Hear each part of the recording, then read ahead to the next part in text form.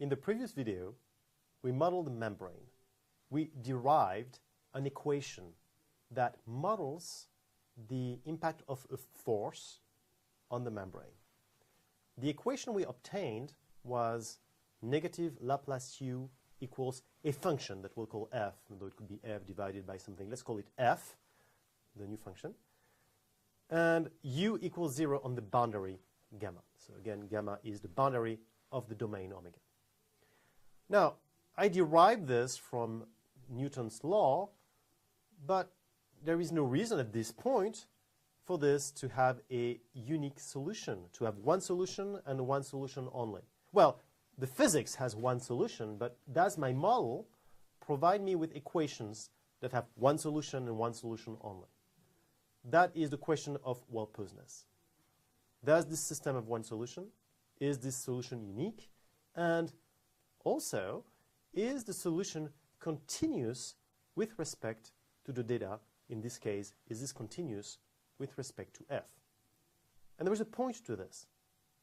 If the solution u was somehow discontinuous with respect to f, a very small variation of f would impact largely the solution u, then that would not be acceptable as a model.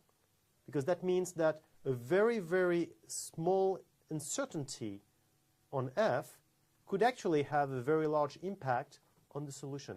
That is not acceptable because you never really measure f with a very, very accurate precision. So we would not be happy if that was the case, if we did not have continuity. We would not be happy because a small variation in f could have a large impact on the solution, and that would not be acceptable. So the questions are, do we have existence of the solution? Do we have only one solution? And is it continuous with respect to the data f? And by the way, we will see that we can bound, or at this point it's a question, can we bound the difference of u1 minus u2 by f1 minus f2? So that's the norm of the difference of the solution. Can it be bounded by the norm of the difference of the data? So these are the questions that we're going to address in this video. We are going to go from the strong formulation, negative Laplace u equals f, to a weak formulation, and I'm going to explain what it is. So I will start with the strong formulation of the problem, negative Laplace u equals f. And again, the Laplace operator is the sum of the second derivatives of u. And I will multiply each side of the equation by phi, a function in h10 of omega. And if you forgot what h10 of omega is, you need to go back to the video on Sobolev spaces. So if the first equation holds, then the second equation holds as well, of course. Now, I can integrate each side of the equation, and I get that the integral of negative Laplace u times phi over omega is equal to the integral of f phi over omega for all phi in h10 of omega. I can use the Green's formula, the integration by part if you prefer, that we talked about in the previous videos the other weeks. And what we're going to have is the integral over omega of del u del phi minus the integral on the boundary of the normal derivative of u times phi, which is equal to the right-hand side, which did not change here, which is the integral of f phi over omega. And again, this is true for any phi in h10 of omega.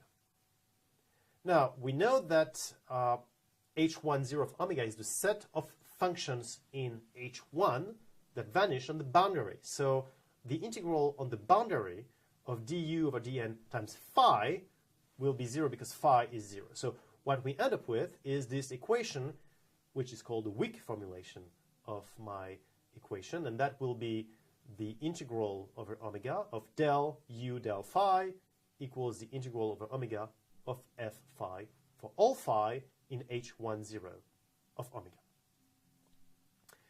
Now, thanks to the Poincaré inequality, which applies here because we have u equals 0 on the boundary, the integral of del u del v will define an inner product on our space h10 of omega. And because of this, we have A that is continuous, and we can also verify it because the absolute value of AUV will be, well, the absolute value of the integral of omega of del U del V, which will be bounded above by the norm of U in H10 and the norm of V in H10. But again, this is old news because A is an inner product, therefore it is continuous. And same way, A happens to be coercive, and again, it just derives from the fact that it is an inner product, or just simply by doing the math here, and we can verify that AUU is simply the norm of U in H10 square, so we have coercivity.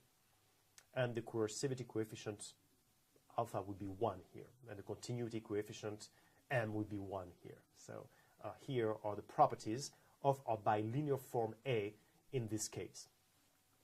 On the right-hand side, I have the integral of f phi over omega, and I will denote this as g of phi, or g index f of phi if you prefer. And this is the inner product of f and phi in L2. Now, if phi n is a sequence converging toward an element, call it phi, then what I will have is that g of phi n will converge to g of phi, simply because the difference will converge to 0 thanks to the fact that the inner product is continuous. So what we have is continuity of g, and of course, you can just do the math, linearity of g. So what I have is that g is in the H10 of omega star, it's dual space, it's a linear continuous function going from H10 to R. So, we have the weak formulation. The integral of del U del phi over omega equals the integral of f phi over omega for all phi in H10 of omega.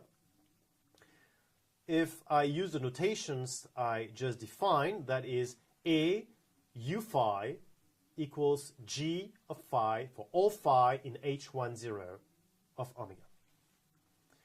Now, H10 of omega is a Hilbert space. A is continuous and coercive as a bilinear form. G happens to be a linear continuous form from H10 to R. So if we go back to what we did a few weeks ago when we talked about Lax-Milgram, it seems as though we are exactly in a situation where we can apply the Lax-Milgram lemma. The notations changed though.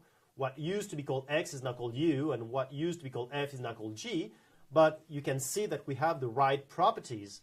We have exactly the properties to apply the Lax-Milgram lemma, and what we derive is that AU phi equals G of phi as a unique solution U. So there is a solution, there is existence of the solution, and this solution, there is only one solution that satisfies this equation. So we have existence and uniqueness of U. We also have that U depends continuously on G, thanks to Lax-Milgram, and we have that G depends continuously on F. So in the end, the solution U depends continuously on the data F. So we have Wellposedness. The equation negative Laplace U equals F and U equals 0 on the boundary as a unique solution, and the solution U changes continuously with respect to F. A few remarks before we finish this video. If we have data F1 and data F2 with the associated solution U1 and U2, then the norm of U1 minus U2 in H10 will be bounded by a constant times the norm of F1 minus F2 in L2. So what we're saying is that the distance between two solutions will be bounded above by the distance between the data somehow. So if we have a little inaccuracy on F, we'll have a little inaccuracy on U, but not a large one. We can actually bound the inaccuracy of U by the inaccuracy of F. So that's the first remark, that we can actually establish this inequality. And the second remark is that instead of Lax-Milgram, one could have used simply the Riesz representation theorem in this case because we are in a Hilbert space, and I suggest you discuss this on the forums.